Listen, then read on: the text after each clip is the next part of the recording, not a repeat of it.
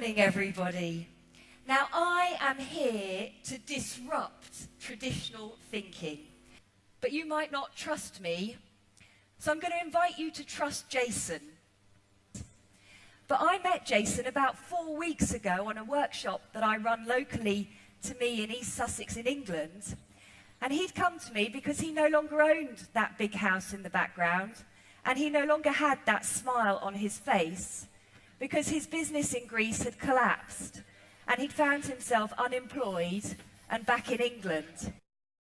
Now, Jason, at the time that I met him, was moaning about how could he get a business off the ground.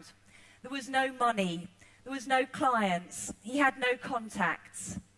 And then 3 weeks into the workshops, he took to Facebook one evening and he'd been moaning that the phone wasn't ringing, when suddenly he says it's amazing what some positive thinking can do, because he's back in business again now.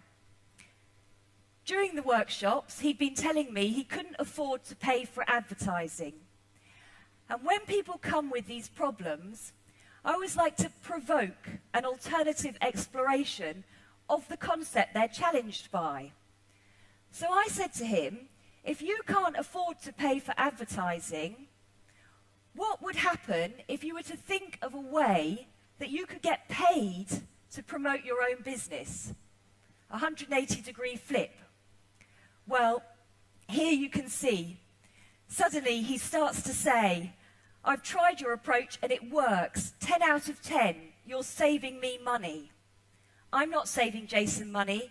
Jason's saving himself money because he's thinking differently about the situation. So success should always be celebrated. But the problem with a lot of entrepreneurs is they're too busy thinking of the rainbows, the fast cars, the yachts, the big houses, the expensive holidays. And they forget about the small little successes, the things that happen every 2 weeks, every day. In actual fact, entrepreneurs are very, very good at seeing the big vision, the big picture. But when you ask them, and when you look in the foreground of this picture here, whether they're turning left or right when they leave their front door, they often don't know where they're going next. So what actually happens when a disaster comes along that disrupts tranquility, that nice, safe comfort zone we get used to living in? And so in the spirit of being caring, sharing and daring, I posted this little 3-minute video on YouTube explaining this concept. And what happened next was a lady who I'd never met before from Nigeria contacted me, and between us something called the 30 Days Business Challenge was born. Now I show you this to illustrate to you that this was not about waiting for someone to give us permission. It was not about some greater support structure, some government-enabled program.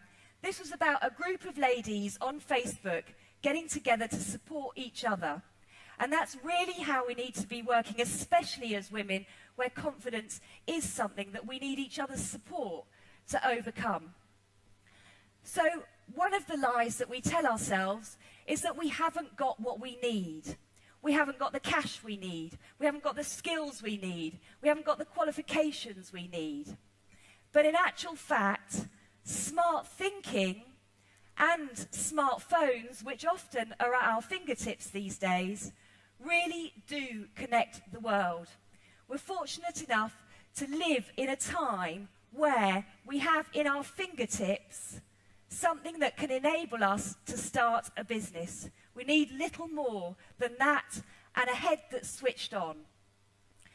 So we cannot solve the problems that we created with the same thinking that made them so. This is a quote from Albert Einstein, and it's very, very true. We have to disrupt our thinking. They say 90% of the mistakes we make are errors of perception, not logic. Logically, we're great at thinking our way through the situation, but sometimes we fail to see it correctly.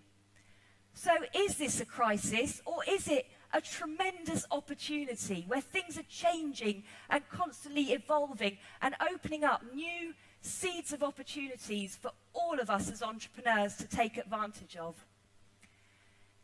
When I went and told this gentleman who's a great mentor of mine, his name's Dr. Edward de Bono, and he's written over 80 books on the subject of lateral thinking.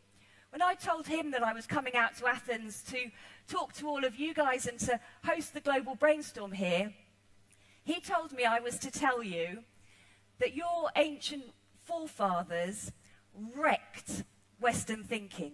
However, what the Greek gang of three, as Dr. de Bono calls them, Socrates, Aristotle and Plato, did was they set us up with a way of thinking systemically that's actually evolved to be very black or white, right or wrong, for or against. And of course, life is so much more dynamic and colourful than that. So we have to upgrade our thinking. Because currently, when we look at this in the diagrammatical form here, this is how, as a system, we're operating. So you ask her what number she sees in front of them, and she sees the number 6. You ask him what number he sees, and he sees the number 9. And they can waste so much time arguing who's right and who's wrong.